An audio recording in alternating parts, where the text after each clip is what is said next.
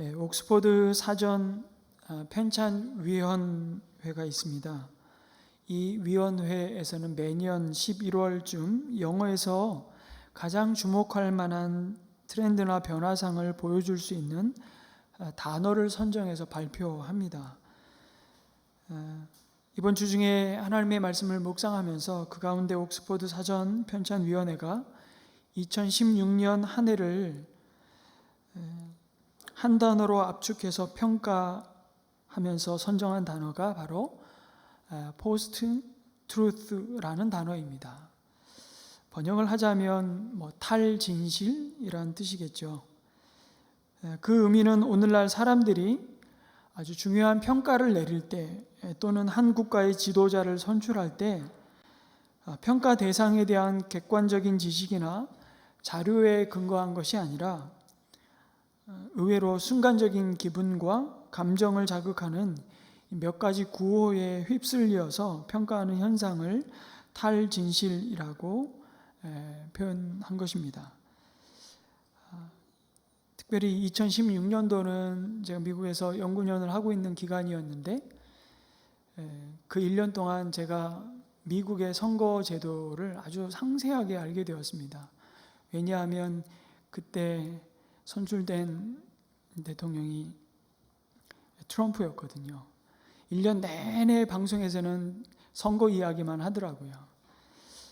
또 영국은 그 당시에 브렉시트, 그 영국이 유럽연합에서 빠져나오는 것을 결정하기 위한 굉장히 혼란스러운 한 해를 지나가고 있었던 때였습니다. 그때 사람들이 어떤 기준을 가지고 그들의 중요한 미래를 결정하고 선택할 것인가 앞두고 있을 이때에 옥스퍼드 사전 편찬위원회는 이 단어를 선정했던 것입니다. 그러면서 현대인은 의외로 더는 진실을 심각하게 고려하지 않는다는 것입니다.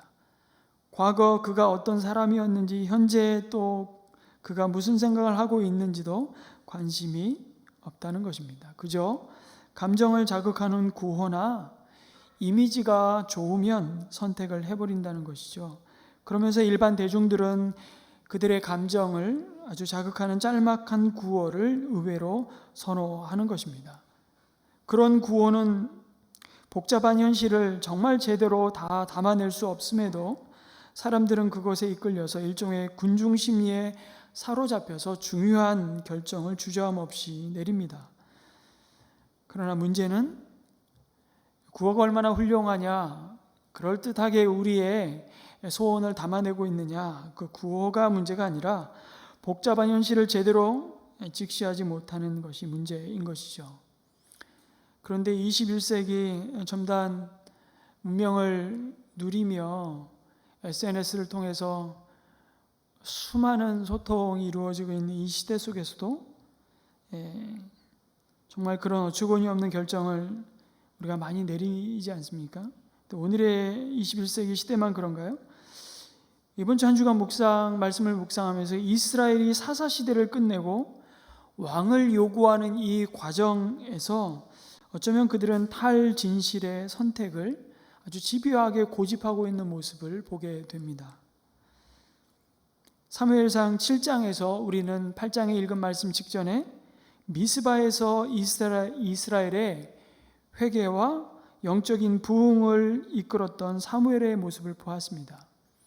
그의 지도력은 이스라엘 백성이 사사시대의 긴 어두운 이 터널을 빠져나오는데 아주 결정적인 역할을 했죠. 사사는 재판관이라고 보시면 됩니다. 또 선지자로, 하나님의 말씀을 대언하는 자로, 그리고 제사장으로 사무엘은 그 모든 사명을 너무나도 훌륭하게 감당했습니다. 무엇보다도 사무엘이 훌륭했던 것은 자신은 이스라엘의 영원한 왕이신 하나님을 대리하는, 그 백성을 치리하는 부왕으로 세움받은 자임을 결코 잊지 않았다는 것입니다.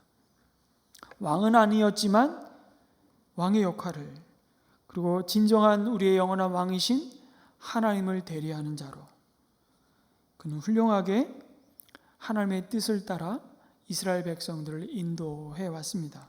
하지만 오늘 18장 말씀을 시작하면서 세월이 굉장히 많이 지나갔죠. 사무엘이 늙었습니다. 하나님이 부르실 날이 가까웠다는 것입니다. 이스라엘은 사무엘의 그 빈자리를 대비해야 했을 겁니다. 다음 세대를 준비해야만 했습니다. 자연스럽게 백성들은 그의 아들들을 주목할 수밖에 없었습니다. 사무엘 역시 그를 대신할 만한 사사들이 나타나지 않아서 그랬는지, 여러분, 사사는 세습직이 아니었음에도 사무엘은 자신의 아들들을 이스라엘의 사사로 삼아 이스라엘을 나눠 다스리게 했습니다. 장자 요엘 그리고 둘째 아비야가 이스라엘 남부지경인 브엘세바를 중심으로 다스렸습니다. 하지만 그들은 자기 아버지의 행위를 따르지 아니하고 이익을 따라 뇌물을 받고 판결을 굽게 하는 부패한 지도자들로 등장하고 있습니다. 그 이름에 전혀 어울리지 않는 불의를 서슴지 않았습니다. 여러분, 그 이름의 뜻이 뭡니까? 요엘, 여호와는 하나님이시다. 아비야는 여호와는 나의 아버지이시다. 얼마나 복되고 영광스러운 이름입니까? 그런데 그 이름과는 전혀 어울리지 않는 삶을 삽니다. 그러자 이스라엘 모든 장로가 모여서 라마에 있는 사무엘에게 나옵니다. 그리고 말하지요. 5절 말씀입니다. 다시 봅니다.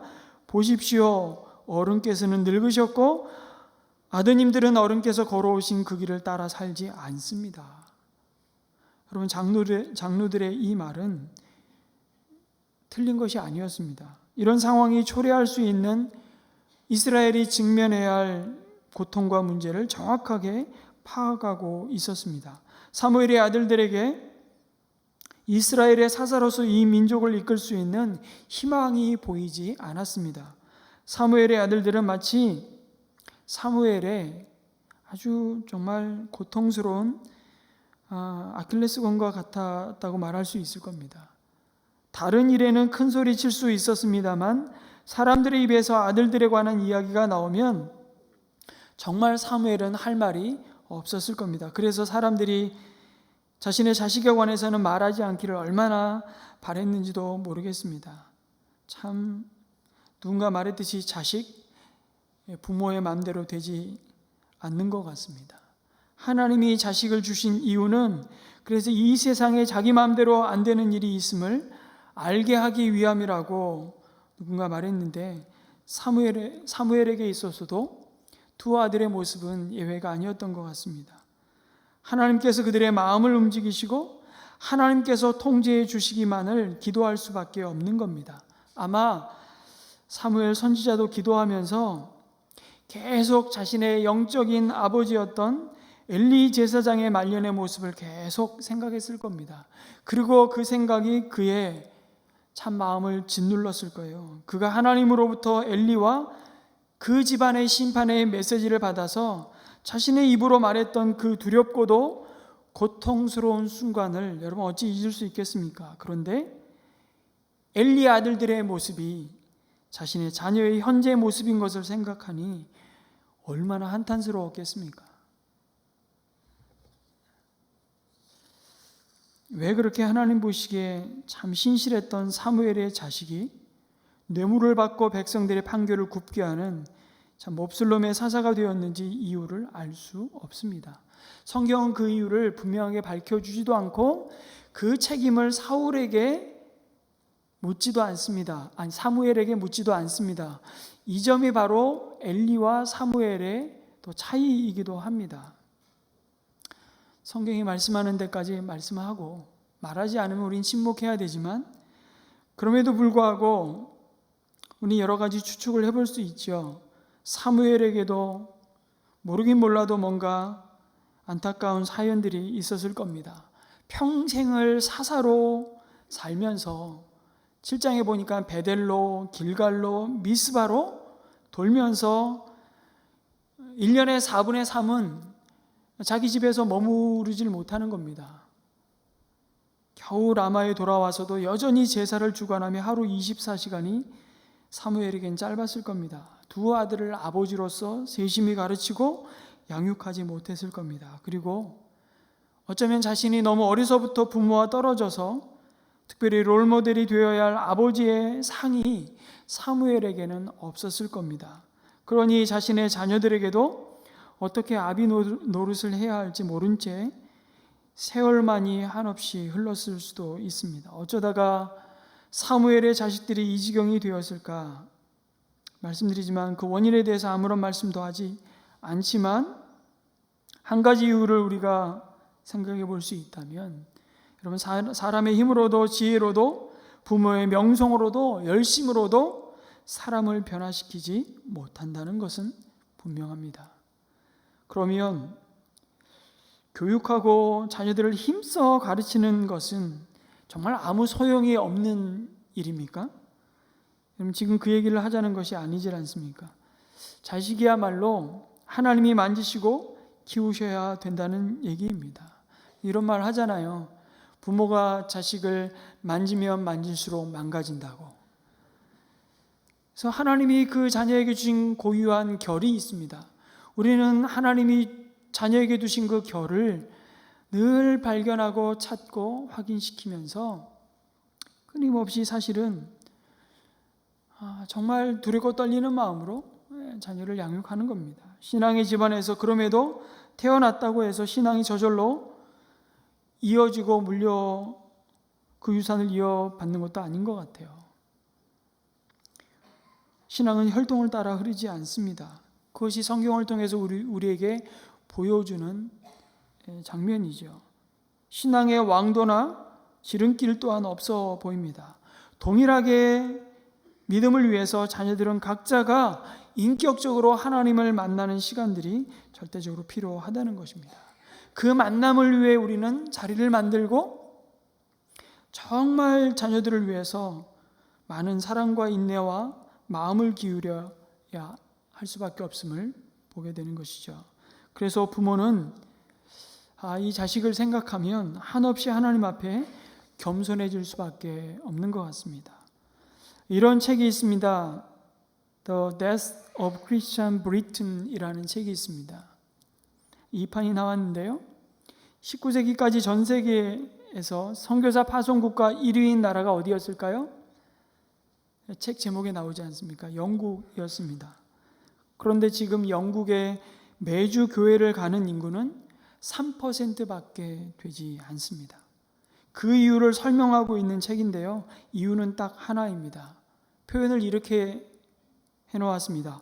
공간적 선교사를 그렇게 많이 파송했는데 시간적 선교에는 실패했다는 것입니다. 우리는 이런 표현을 이렇게 바꿔서 늘 자주 이야기합니다. 수평적 선교는 성공했는데 수직적 선교는 실패했다는 것이죠. 어쩌면 한국 교회는 그 기로에 서 있다고 할 수 있습니다. 여러분, 한 세대 30년 후에 과연 이 자리에 우리 다음 세대 자녀들이 이만큼 자리를 차지하고 앉아 있을까? 이것이 매일 아침마다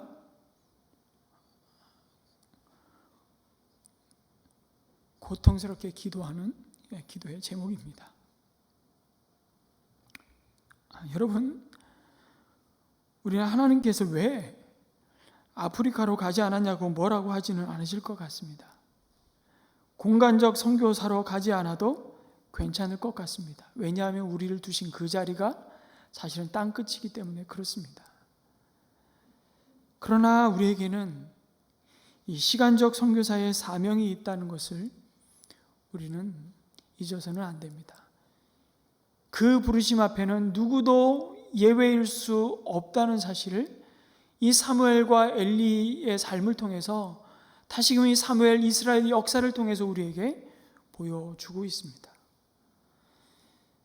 어쩌면 이 말씀을 가장 먼저 적용하고 들어야 될 사람은 목사가 아닌가 생각합니다. 박은주 목사님 예전에 그런 얘기 많이 하셨잖아요. 바쁜 목사, 나쁜 목사라고. 그렇습니다. 정말 바쁜 목사, 나쁜 목사. 핑계대고 싶지는 않습니다. 한국교회 얼마나 목회자는 메시아 컴플렉스에 갇혀서 산다고 그러잖아요. 모든 걸 다 만능적으로 다 잘해야 돼요. 그렇게 시간을 드리고 헌신하지만 정작 시간적 선교에 있어서는 실패한 한국교회의 모습을 우리 목사를 통해서 보고 있지 않나, 한 주간 많이 묵상하게 되었습니다. 여러분, 이쯤 되자 장로들은 사무엘의 아들들의 타락을 빌미 삼아서 그들이 생각하는, 그들이 정말 세우고 싶은 강한 나라를 세우기 위해 우리들에게도 왕이 필요하다고 말합니다.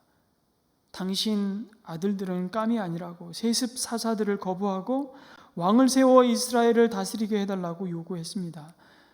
여러분, 사실은 오래전부터 왕을 세우고 싶었습니다. 그러나 기회를 잡지 못하다가 사무엘이 늙고 그의 아들들은 믿을 만한 사사가 되기는 틀려 보이니까 기회를 잡은 겁니다. 사실은 핑계거리가 생긴 겁니다. 그러니까 그들이 왕을 요구하고 싶은 정말 진짜 동기와 드러난 동기가 다르다는 것을 여기서 확인하게 되죠. 어쩌면 진짜 동기도 자신들 스스로 속고 있는지도 모르겠습니다. 그러나 그 중심의 동기와 생각을 하나님은 정확히 하셨습니다. 장로들이 사무엘의 약점을 이용해서 마치 이스라엘을 걱정하는 신실한 사람인 것 같이 말하지만 자신들의 속을 감추려고 또 했습니다만, 하나님은 그들이 왜 왕을 세우려고 하는지를 알고 계셨습니다. 하나님은 인간의 말장난에 속아 넘어가지 않으셨습니다. 하나님은 우리의 마음을 감찰하시는 분이십니다. 하나님은 속지 않으십니다. 우리가 하나님보다 더 똑똑한 척 해봐야 소용없습니다. 그럼에도 인생은 정말 속에 있는 것을 감추고 포장하고 말장난을 하면서 하나님 기뻐하시지 않는 그 악을 합리화하고 있을 때가 얼마나 많은지 모릅니다. 여러분, 항상 사람들의 요구나 대화를 가만히 들여다보면 말하는 것과 속마음이 같지가 참 않습니다. 항상 소통의 문제는 겉말과 속말이 다르다는 것 아니겠습니까? 이번 한 주간도 온 국민이 너무 고통스러웠습니다. 바이든인지 말리든인지 뭔지를 몰라서 그냥 각자 소견에 옳은 대로 해석하고 서로를 향해서 비난하고 공격하고 고통스러운 한 주를 보냈습니다. 참 이것이 사람을 헷갈리게 하고 갈등을 일으키고 속을 뒤집어 놓습니다. 여러분, 개인적으로도 농담으로 우리 시어머니와 며느리 혹은 부모 자식 간에 속이 없는 말을 하지 않습니까? 먼저 며느리가 시어머니에게 하는 거짓말 베스트 5가 있더라고요. 잘 아시듯이 5위는 저도 어머님 같은 시어머니 될래요. 3위는 전화 드렸는데 안 계시더라고요. 3위는 어머니가 하는 음식이 제일 맛있어요. 2위는 용돈 적게 드려서 죄송해요. 1위는 여러분 잘 다 아시죠? 어머님 벌써 가시게요? 며칠 더 있다 가세요. 속에도 없는 말을. 그래도 그 말이라도 해야 또 관계를 유지해 가기 때문에, 그렇죠? 시어머니가 며느리에게 하는 거짓말도 있습니다. 5위는 좀 더 자라, 아침은 내가 할 테니. 3위는 내가 며느리 땐 그보다 더한 것도 했다. 라떼입니다. 3위는 내가 얼른 죽어야지. 2위는 생일상은 뭘 그냥 대충 먹자꾸나. 그렇게 해서 대충 먹었다가는 큰일 납니다. 1위는 잘 아시죠? 아가야, 난 널 딸처럼 생각한단다.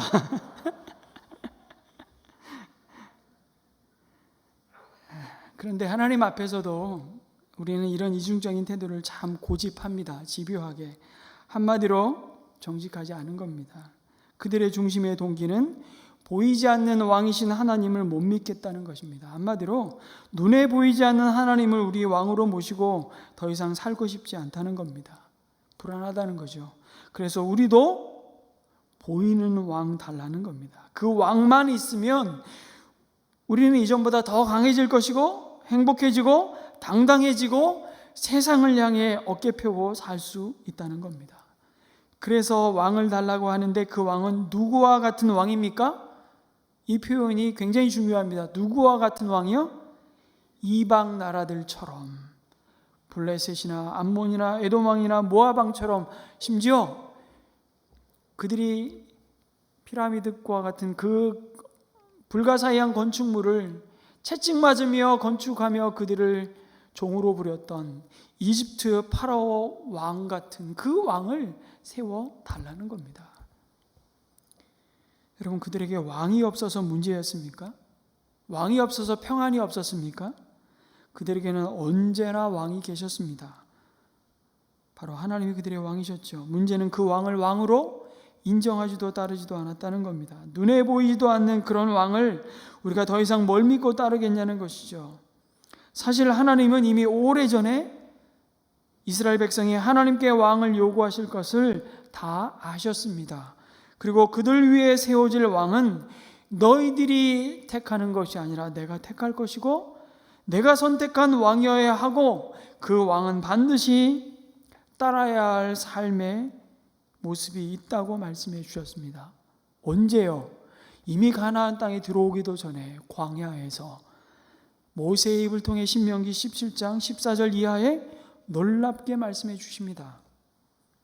내가 내 하나님 여호와께서 내게 주시는 땅에 이르러 그 땅을 차지하고 거주할 때에 만일 우리도 우리 주위의 모든 민족들 같이 우리의 왕을 세워야겠다는 생각이 나거든 반드시 내 하나님 여호와께서 택하신 자를 내 위에 왕으로 세우라고 말씀을 하시며 이어가십니다. 그러면서 세 가지 그 왕으로 부름받은 왕이 세 가지 반드시 하지 말아야 될 것과 반드시 해야 할 한 가지를 강조해서 가르칩니다. 첫째, 왕은 말을 많이 두지 말라고. 말을 많이 하지 말라는 얘기, 그 말이 아니고 말과 병거를 많이 두지 말라는 것입니다. 이 전쟁은 너희에게 속한 전쟁이 아니고 내게 속한 전쟁이라는 사실. 너희가 군사력으로 이 세상을 이기는 자들이 아니고 내가 너희와 함께함으로 세상을 이기는 자들로 구별하셨음을 세상이 보도록. 그래서 군사력을 의지하지 말라고. 그래서 가나안 족속을 내쫓고 그들의 말을 전리품으로 삼을 때 말 뒤꿈치 힘줄을 끊어버리라고 말씀하십니다. 그것이 너를 승리케 하는 것이 아님을. 그러면서 두 번째, 아내를 많이 두지 말라고 또 말씀하시죠. 힘이 생기면 더 힘을 얻고자, 여러분 이 당시에 왕의 결혼은 단순한 그냥 내 눈에 이뻐 보이는 여자 한 사람을 데려오는 게 아니잖아요. 여러분 이웃나라와 정략 결혼을 맺습니다. 근데 문제는 뭡니까? 그 여인이 어려서부터 섬기는 그 신을 같이 가지고 들어오는 겁니다. 그래서 무너진 왕이 누구입니까? 솔로몬입니다. 듣는 마음, 그 지혜의 마음을 구해서 하나님이 너무너무 기뻐했던 솔로몬이 결국 이 아내를 많이 둠으로 자신이 일군 그 왕국을 더 부국강병한 왕국으로 만들기 위해서 선택한 그 선택이 결국 그의 발목을 잡고 맙니다. 그 수많은 후궁과 아내들이 예루살렘 하나님의 성전이 있는 그 예배의 자리에 그 수많은 우상들을 갖고 밀려 들어옵니다.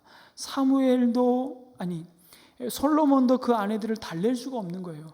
여러분 그 많은 왕비들 하루도 빠지지 않고 돌고 돌아도 3년에 한 번 만날까 말까.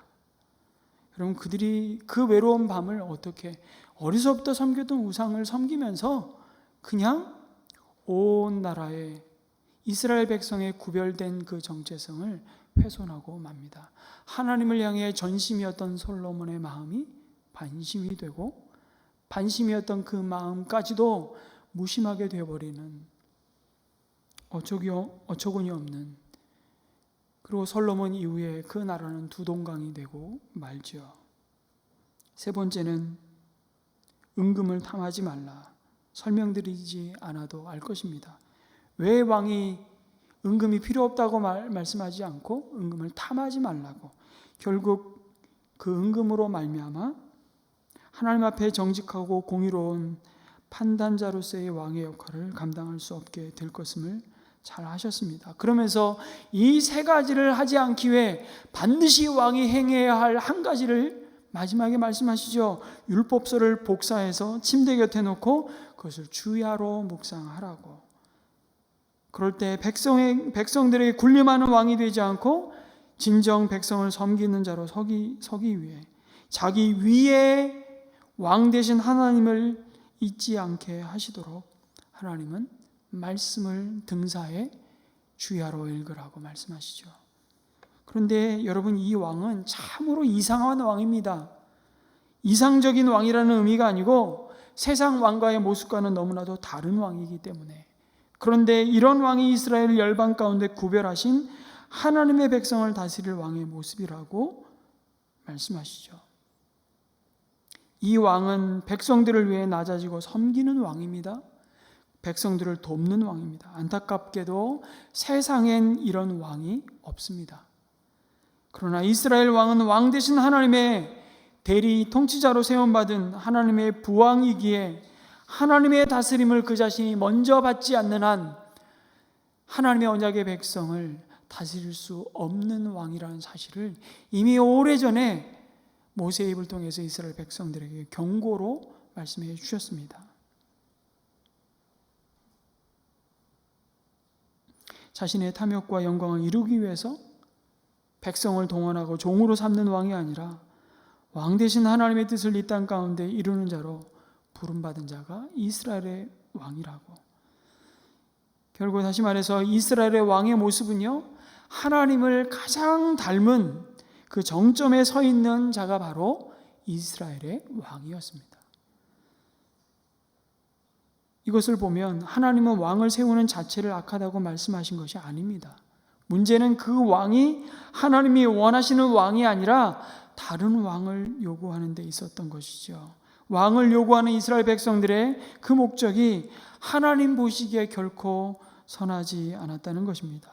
하나님의 입장에서는 자신의 백성을 사사로 세워서 다스리든 아니면 왕을 세워서 다스리든 별 상관이 없었습니다.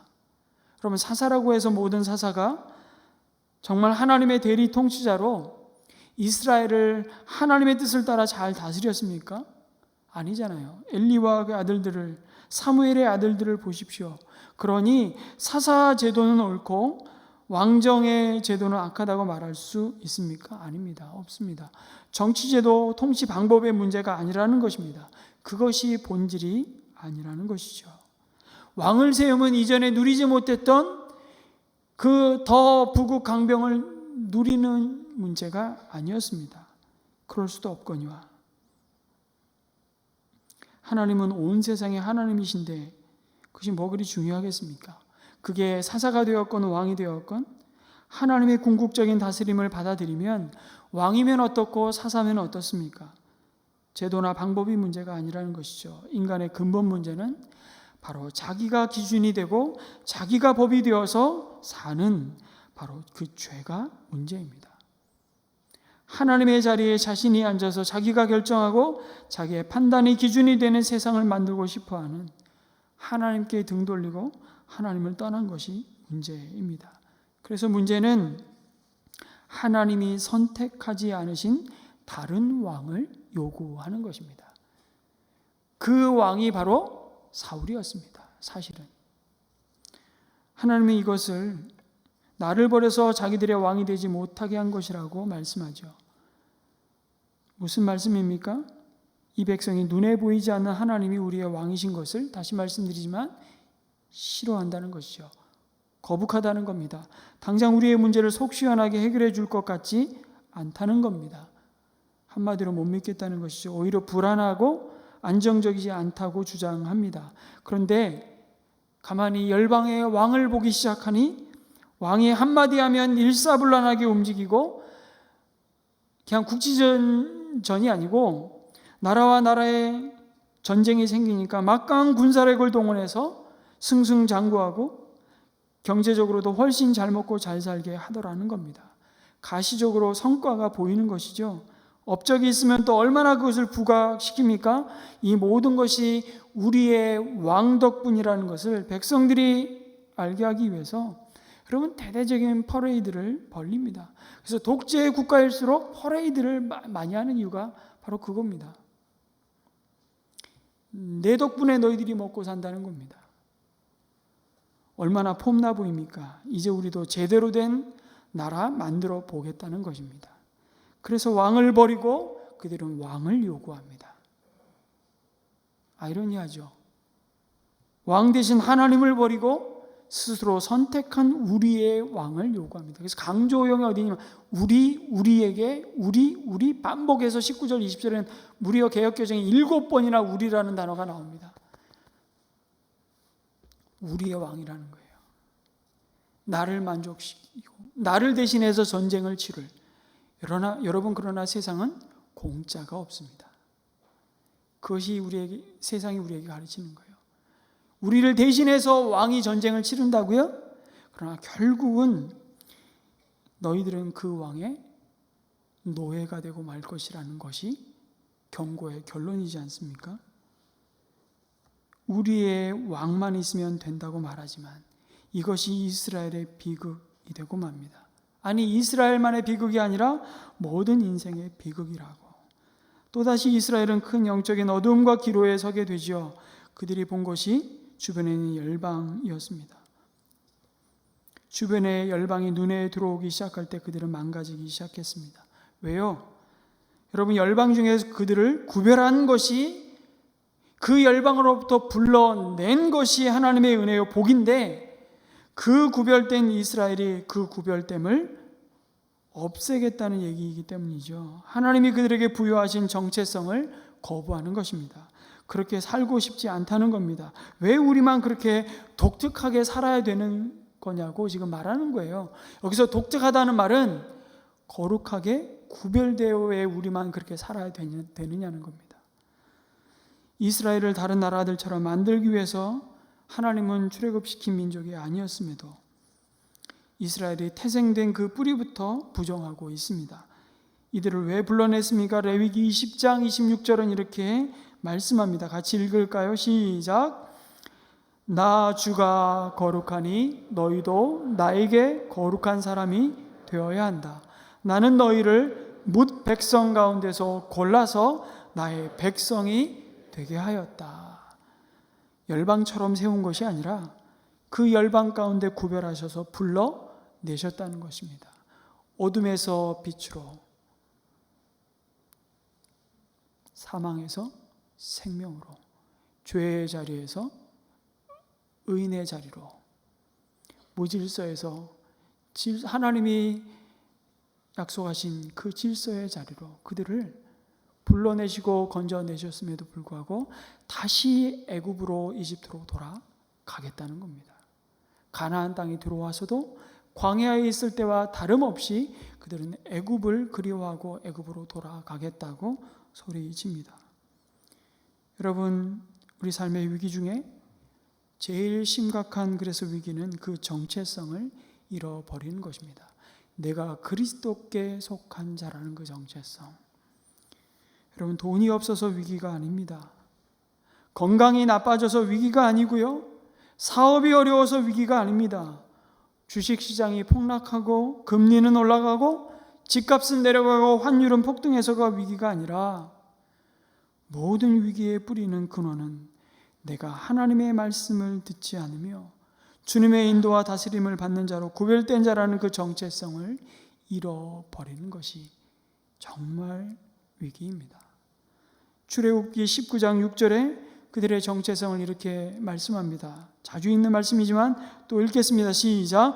너희의 나라는 나를 섬기는 제사장 나라가 되고 너희는 거룩한 민족이 될 것이다. 너는 이 말을 이스라엘 자손에게 일러 주어라. 하나님이 이스라엘을 구별하신 목적은 결국 이것입니다. 제사장 나라가 되는 것이죠. 하나님을 모르는 사람에게 하나님을 알게 하는 일로 부르신 자들이 이스라엘이었습니다. 이것이 그들의 정체성이었죠. 이스라엘이 가나안 땅에 들어와서 해야 할 사명, 미션이 있다면 무엇입니까? 하나님을 거부하고 살아가는 가나안 땅의 백성들에게 하나님을 알게 하는 일, 하나님을 믿게 하는 일, 하나님을 경배하게 하는 일이 이스라엘 백성들을 구별하신 목적이었습니다. 그런데 왕을 요구하는 것은 이제 그 정체성으로 우리는 더 이상 살아가지 않겠다는 말이죠. 여러분, 오늘 예수 그리스도 안에서 교회로 불러냄을 받은 이 교회는 어쩌면 영적 이스라엘이라고 말할 수 있습니다. 저와 여러분들이 왜 교회를 다니십니까? 아니, 우리가 왜 교회 되어야 합니까? 왜 우리를 하나님께서 교회라고 부르십니까? 왜 우리를 세상과 구별된 자들로 불러내셨습니까? 세상처럼 살게 하기 위해서 불러낸 것이 아니라는 것이죠.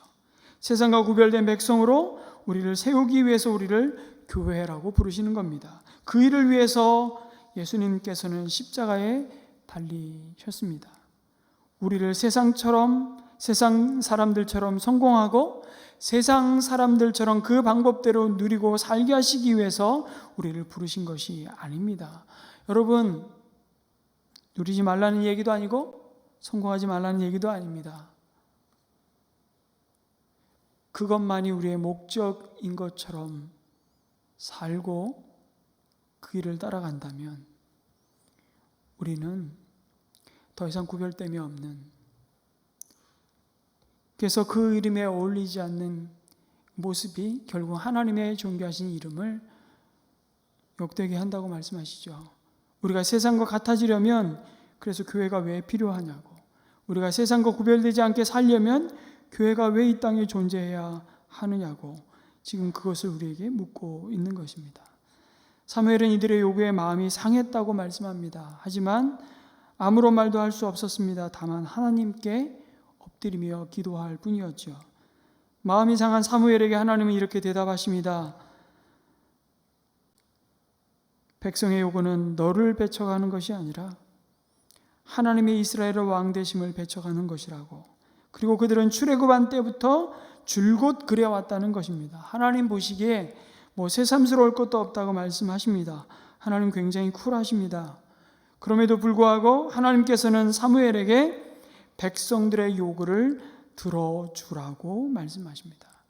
여기가 굉장히 뜻밖의 하나님의 반응이십니다.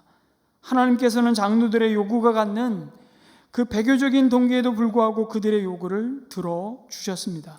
왜 그러셨습니까? 여러분, 누가복음 15장에 탕자의 비유에서 우리가 이미 보았듯이 아버지는 둘째 아들의 요구를, 유산을 미리 달라는 그 배은망덕한 요구를 다 들어주십니다. 하나님은 그의 아들을 힘으로 강요할 마음이 없습니다. 폭력으로 붙들어 맬 마음도 없습니다. 그가 깨달을 때까지 시간과 기회와 주장을 허락하시는 하나님을 보여주십니다. 하나님은 강요하시지 않으십니다. 항복을 원하십니다. 그것을 납득하기까지 기다리시고 또 기다리시고 기회를 주십니다. 여러분, 자녀들이 말도 안 되는 때를 쓸 때가 있습니다. 그리고 자신의 주장이 이 세상에 가장 옳은 것처럼 행동하며 버티고 거품 물 때, 여러분 가끔씩 그런 경험하죠. 해봐. 네가 하고 싶은 대로 해봐. 그게 진짜 하고 싶은 대로 하라고 허락하는 말인가요? 아니면 해보고 나서 그가 겪게 될 그 결과의 고통에 대해서 한번 경험해 보라는 얘기인가요? 둘째죠. 하나님 굉장히 인격적이십니다. 해봐라. 그럼 세워봐라. 그러나 아주 정확하십니다. 하나님께서 친히 이스라엘의 왕이 되어 그들을 다스렸는데 새삼스럽게 왕을 달라는 요구는 내란죄인데 그 길에 대해서, 그 결정에 대해서 반드시 그들이 지불해야 할 대가가 무엇인지를 엄히 경고하라고 사무엘에게 말씀합니다. 그 내용이 11절부터 쭉 나오죠. 그 경고는요, 아까 읽었던 신명기 17장에서 말씀하신 왕의 모습이 아니라 이스라엘이 요구한 다른 왕, 곧 모든 열방의 왕들의 모습을 그대로 보여줍니다. 그리고 결론을 이렇게 맺습니다. 백성이 자신들을 돕는 자로 왕을 세웠다고 생각했지만 결국은 백성이 왕의 종으로 전락하고 말 것이라고. 너희들의 왕인 나 하나님을 버리고 이방 나라들처럼 인간왕을 원한다면 주겠지만 그 일로 인해 지불해야 할 대가가 무엇인지는 분명히 알라고 말씀하십니다. 그렇게 하시는 이유는 분명합니다. 우리의 왕만 있으면 되느냐고 다시 묻는 것이죠. 언약궤만 있으면 되나요?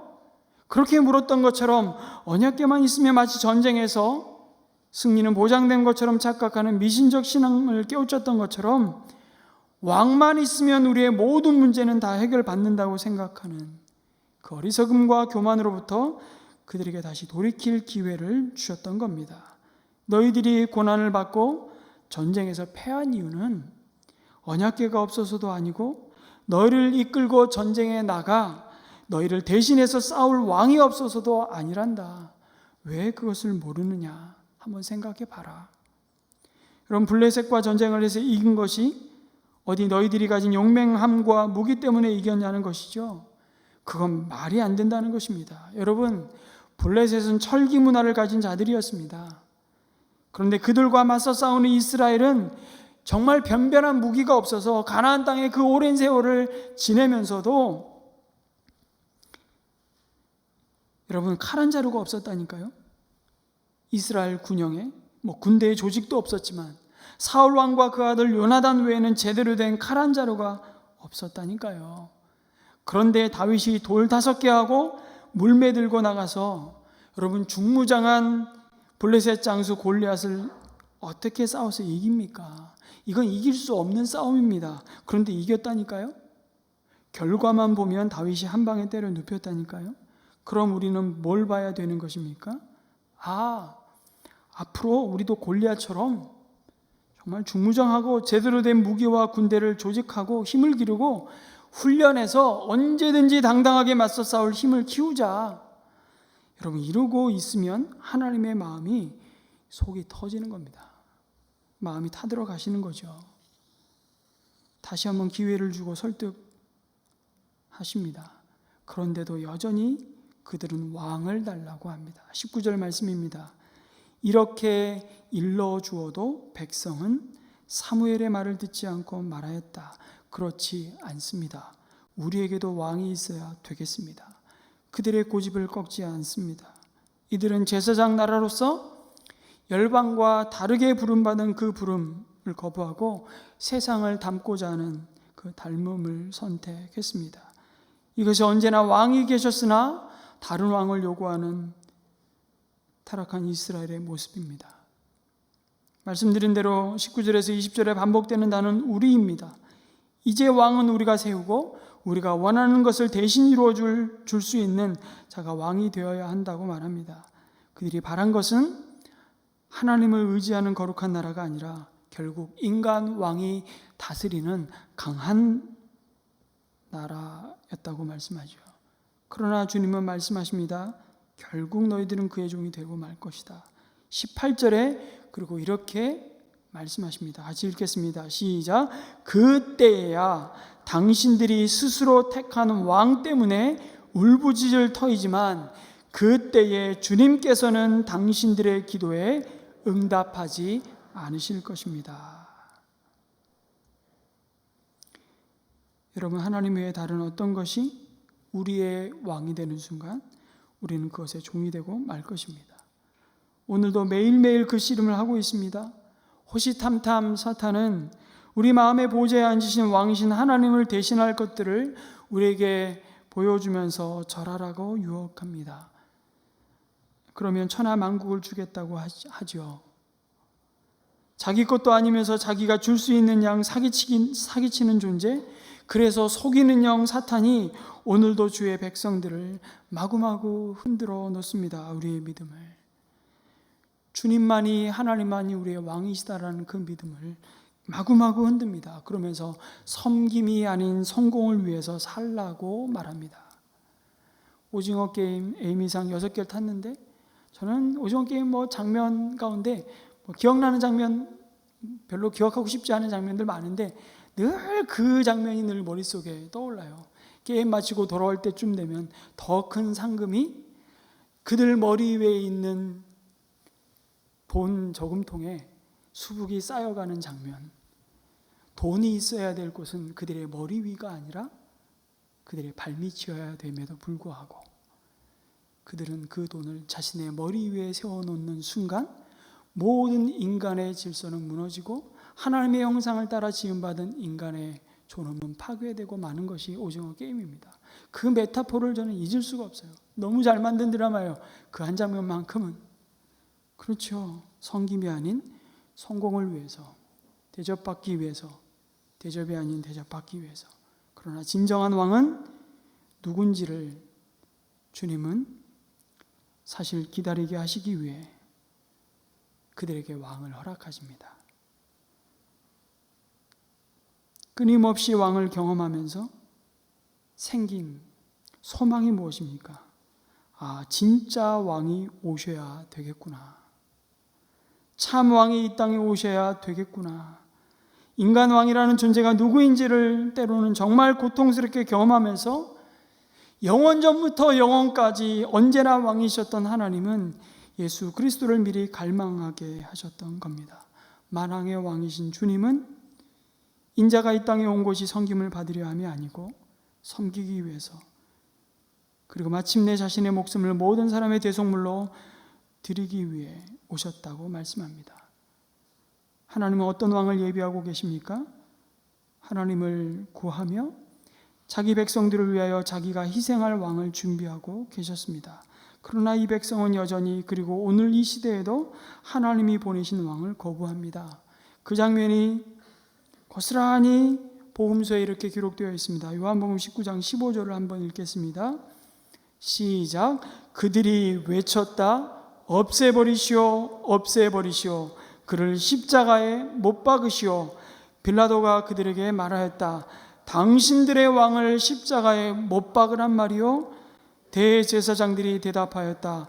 우리에게는 황제 폐하 밖에는 왕이 없습니다.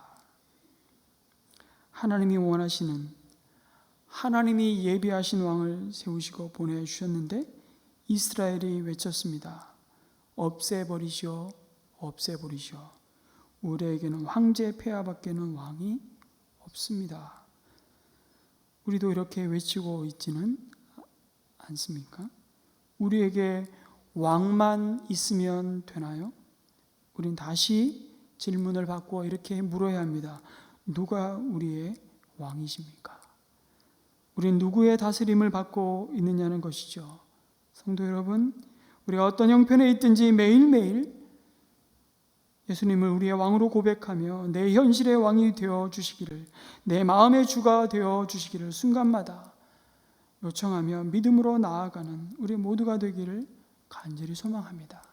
그래서 다시 한번 우리는 백문일답하고 오늘 우리의 믿음을 다시 한번 선포하며 한 주간 우리의 삶을 보내시는 그 소명의 땅으로 나아갔으면 좋겠습니다. 백문일답 아시죠? 100가지 질문을 제가 다 드릴 수는 없어요. 그러면 또 1시간 해야 돼요. 그러나 답은 하나예요. 뭐죠? 예수 그리스도입니다. 몇 가지만 물어볼까요? 우리 생의 주인이 누구이십니까? 우리 삶의 이유가 무엇입니까? 우리가 여기 왜 있습니까? 여러분의 인생의 목표는 무엇입니까?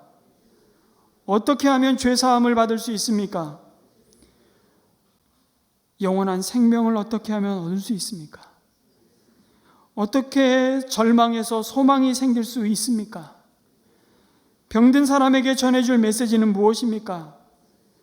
죽어가는 사람에게 전해줄 메시지는 무엇입니까? 행복한 가정이 되는 비결은 어디에 있습니까? 좋은 아버지, 좋은 엄마가 되는 비결은 어디 있습니까? 좋은 자녀가 되는 비결은 어디 있습니까? 좋은 정치를 어떻게 할 수 있습니까? 바른 교육은 어떻게 할 수 있습니까? 이 땅의 모든 민족이 돌아가야 할 곳은 어디입니까? 이 땅의 모든 교회가 무릎 꿇어야 할 분은 누구십니까? 이 땅의 모든 통치자가 두려워해야 할 분은 누구십니까? 모든 민족을 품으시고 계시는 분은 누구십니까? 모든 교회의 머리 되신 분은 누구십니까? 마지막으로 묻겠습니다. 우리의 왕은 누구십니까? 아멘이십니까? 아멘.